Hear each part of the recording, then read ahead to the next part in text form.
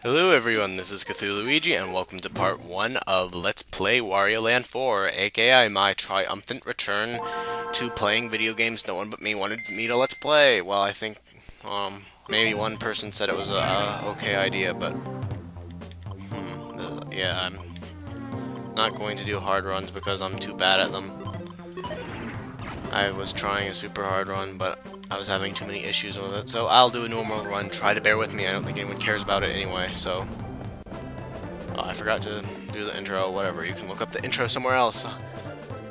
I'm just doing this quickly because I was upset I didn't have any Wario games Let's Played. This is also a pretty good song. This is probably one of the best Game Boy Advance platformers that was originally developed for it.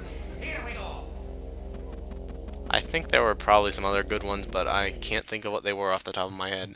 And this is definitely among the best. So Wario is in this castle pyramid. Yes, it's a pyramid, not a castle. Looking for treasure because he saw it on a news report. A pretty standard game. What am I looking? What word am I looking for? A pretty standard reason for Wario to go on an adventure in a Wario Land game. So here we are in the very first level of Wario Land 4. It's basically a training level. For some reason they thought training levels were a good idea. Even though they're for dumb babies. I don't know, they're basically the same in this and in Wario Land Shake It. And for Wario Land aficionados like myself, this marks the start of the second era, or maybe the third area of Wario Lands. The ones that were kind of too short and weren't really as good as the old ones, or rather 2 and 3, because Wario Land 1, as the title claims, was basically just Mario Land, Mario Land 3. And while being very fun, I've been playing that recently on a Romulator. I wholeheartedly recommend it, and I might Let's Play it eventually, but it was basically a platformer except with Wario, and it had like Mini Wario and Super Wario basically, but it did introduce many other traditions, but it, while still being Mario style platformer, you got like pots instead of mushrooms and some other things. But this is a Wario Land 4 Let's Play, and we are going to be past this dull first part relatively soon. I just remember that I am technically doing this because I promised someone I would do it, but I still mostly doing it because I like Wario and I wanted a Wario Let's Play.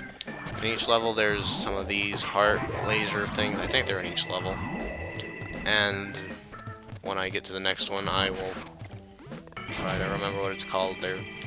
Those weird triangle things you need four of them in each level to get to the boss of a world, and since this is a training level, they're all right in your path and hard to miss. And they also have like 50 coins in them or something, I forget. I remember when I was doing super hard mode, I was kind of preoccupied with getting all the coins I could because I wanted gold crowns on everything, and crowns are just the little ranking thing you get for how many coins you had at the end of the level. Although I'm pretty sure it's not possible to get much more than like 8,000 here. I tried very hard for a long time when I was a kid and even recently to get past that, but it never really occurred to me to like look up how much it was possible. Anyway, here's the frog timer deal. I like how it sort of just shows you what it does instead of outright making like a text box saying, if you jump on this, it'll do something. I forget if it does that in Wario Land Shake It, which has the same concept of you hit something and a timer starts to get back to the start of the level. But Wario Land Shake It didn't seem quite as good as this, which still doesn't seem as good as Wario Land 2 and 3 to me, but I am dumb nostalgia and I don't know. Your game is always saved when you go back to the passage. That's good to know. But yeah, basically in some levels it's kind of hard to race back, mainly the last one where you start off on top of it and you have to get all the treasure deals in it before the time runs out, but other than that they're pretty simple. And all the other ones have 4 levels, and this is a minigame shop. I won't really be going into it at all. It's a bunch of mini games you can play to get coins, which you can use to buy power-ups for the boss in the Tic Tac Dude shop over here. Let me try to see. Yep, this little kitty turns into Tic Tac Dude, and you can buy all these different weapons to use on the boss. And once you're past the first level, you get more weapons to choose from, and each of them, there's one that's super effective on each boss, but smiles are the only thing I'm going to be buying here. Okay, so that's quite nice. Here's the first boss, Spoiled Rotten. If this cinematic will go. Wario is pumping iron just before the boss fight. And not much is going on here. There are these guys to get in your way. You can use them to attack it. I don't know if it does any different damage.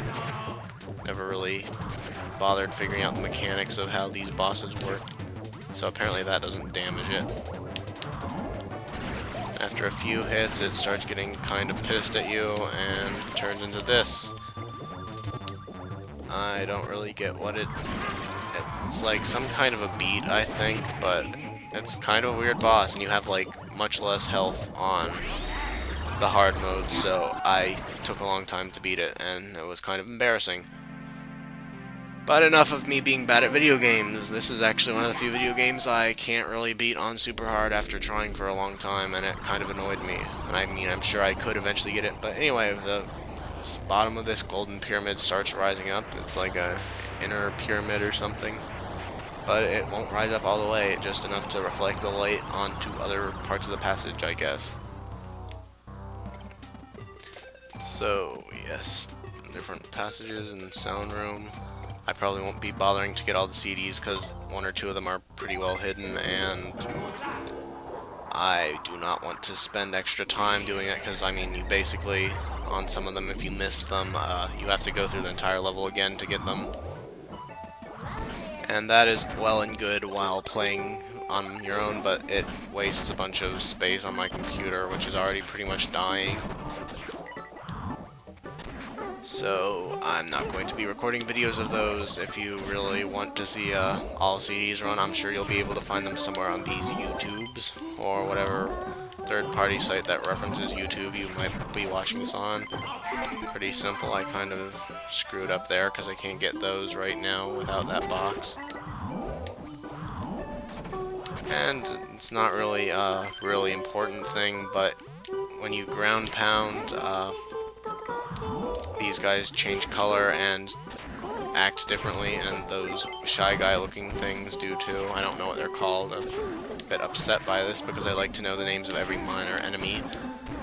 But we have Super Mario Sunshine for that, where I do know the names of minor enemies nobody cares about, so that will be my next Let's Play in case you aren't watching this in chronological order.